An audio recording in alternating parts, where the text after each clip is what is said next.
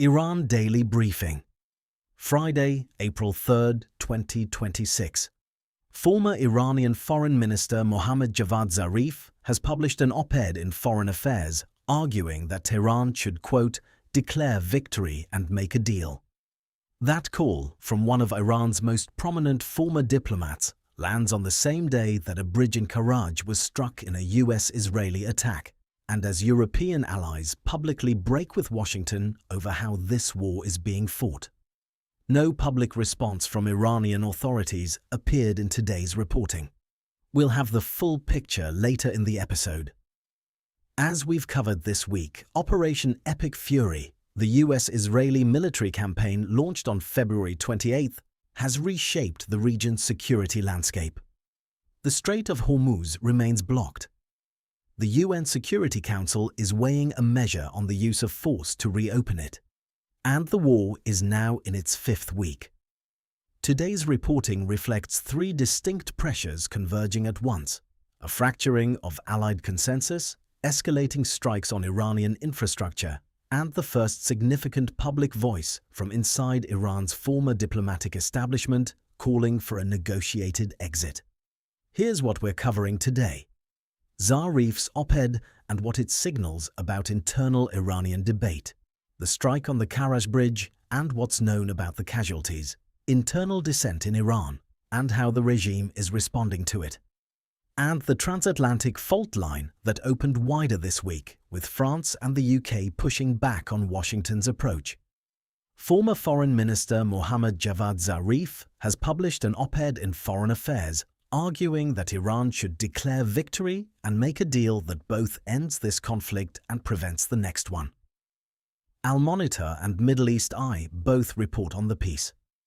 Zarif served as Iran's foreign minister from 2013 to 2021, according to Al Monitor. The argument, as reported, is direct. Iran should frame a negotiated exit as a win and move to end the war.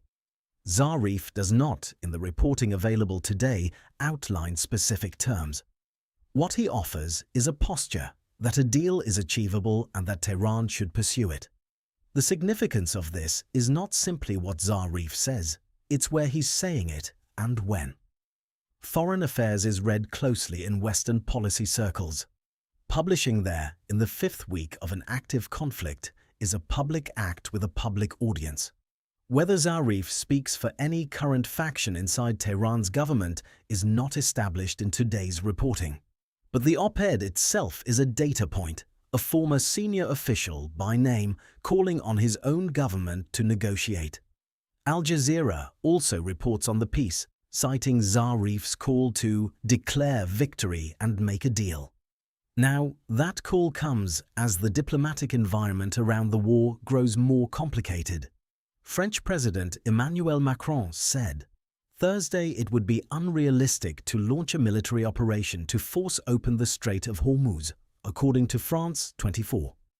He also accused Donald Trump of constantly contradicting himself on the Iran war and of undermining faith in the NATO military alliance. The BBC reports Macron told Trump directly to be serious and don't speak every day. French Senator Hélène Conway-Mouret, Vice Chair of the Foreign Affairs Committee, warned separately that Trump's Iran strategy is fueling instability across Europe and straining transatlantic relations, France 24 reports. UK Foreign Secretary Yvette Cooper took a different approach from Macron, not rejecting military options outright, but arguing that coordinated diplomatic and economic measures are what's needed to reopen the strait, according to the BBC. Trump, for his part, challenged allies to work toward reopening the strait and backed a UN Security Council measure on the use of force to do so, France 24 reports.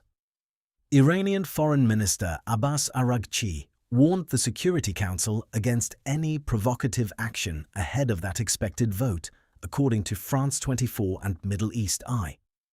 What to watch? The UN Security Council vote on the Strait of Hormuz measure. How Tehran responds, officially, to Zarif's op-ed, if at all, and whether Macron's public criticism of Trump produces any visible shift in Allied coordination over the next 48 hours. Story 1. The Karaj bridge strike. A US-Israeli strike hit a bridge in Karaj, a city in Iran. France 24 describes the structure as Iran's tallest bridge. Al Jazeera refers to it as Iran's largest. The two outlets' characterizations differ and have not been reconciled in today's reporting. France 24 reports the strike killed 8 people and wounded 90 others. Al Jazeera reports the strike damaged or destroyed the bridge. Iranian officials vowed to rebuild it back stronger, Al Jazeera reports. This strike did not occur in isolation. Middle East Eye notes that President Trump posted a social media warning stating the US military hasn't even started destroying what's left in Iran. Bridges next, then electric power plants. The bridge in Karaj was struck after that post appeared. France 24. Correspondent Reza Sayah, reporting from Tehran on Friday, described a broader pattern of US-Israeli strikes hitting civilian airports, fuel depots, hospitals, sports facilities, pharmaceutical manufacturing companies, universities, and schools. Sayah also reported that US and Israeli forces have bombed what were described as non-military sites in broad daylight, and that Trump appeared to boast about those strikes. These are France 24's characterizations, drawn from their correspondent on the ground. Middle East Eye reports that more than 2,000 people have been killed in Iran since airstrikes began on February 28th. A separate Middle East Eye report notes that a strike hit a clinic in Zanjan province on March 31st, killing at least one aid worker. What to watch? Whether the Karaj bridge strike is followed by the power infrastructure strikes Trump referenced publicly, and whether the civilian casualty figures draw a formal response from European governments beyond France and the UK. Story 2. Pakistan as intermediary. NPR reports that Pakistan has emerged as a key intermediary in the US-Iran war. The report does not, in the version available today, specify the precise nature of that role, whether Pakistan is facilitating back-channel communications, formal negotiations, or something else. What this adds to the picture, the formal diplomatic track at the UN Security Council is not the only channel in play. Pakistan's emergence as a go-between reflects a pattern common in regional conflicts where direct communication between belligerents is either impossible or politically untenable. What to watch? Whether Pakistan's intermediary role produces any concrete development, a ceasefire proposal, a meeting, a communique, in the next 48 hours. Story 3. Suppression inside Iran. 2. France 24 reports together describe conditions inside Iran.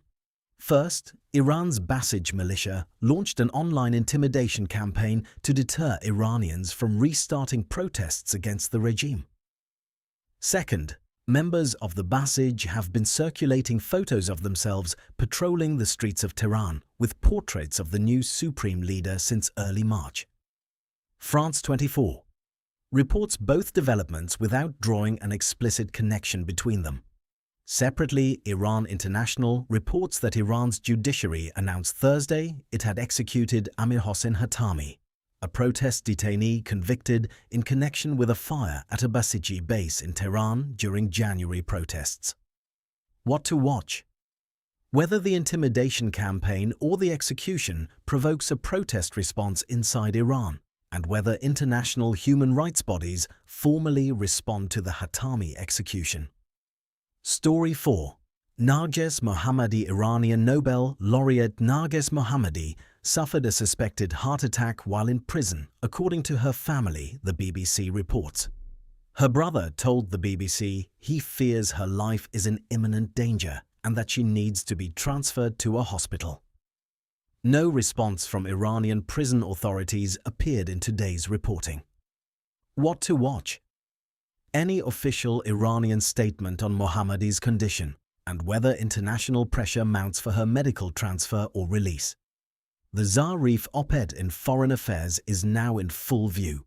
Here is what today's reporting establishes, and nothing more. Zarif served as Iran's foreign minister from 2013 to 2021. He published the piece in Foreign Affairs, calling on Tehran to declare victory and make a deal that both ends this conflict and prevents the next one. The piece is reported by Al Monitor, Al Jazeera, and Middle East Eye. No Iranian government official has publicly responded to it in today's reporting.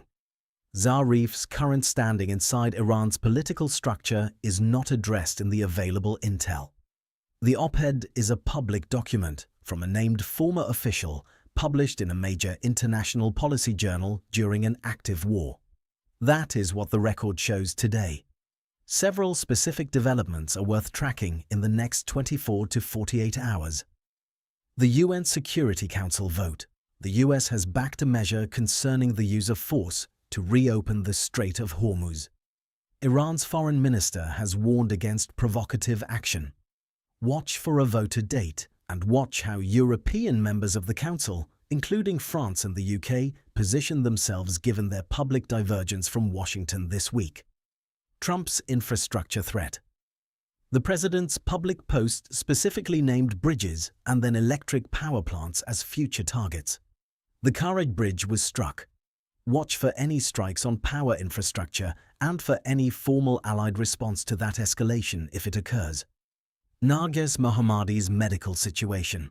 Her family says her life is in imminent danger.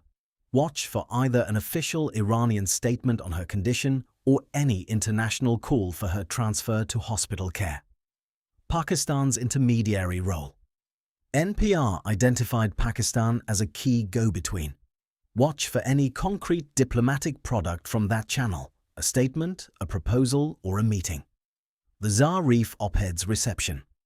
Watch for any Iranian government response, and for whether the piece circulates inside Iranian political discourse in a way that signals broader internal debate about an exit from the conflict.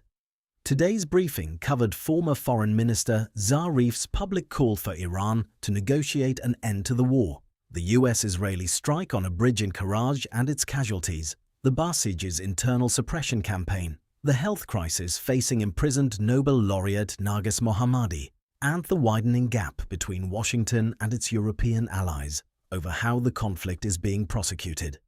We'll be back tomorrow with the next development.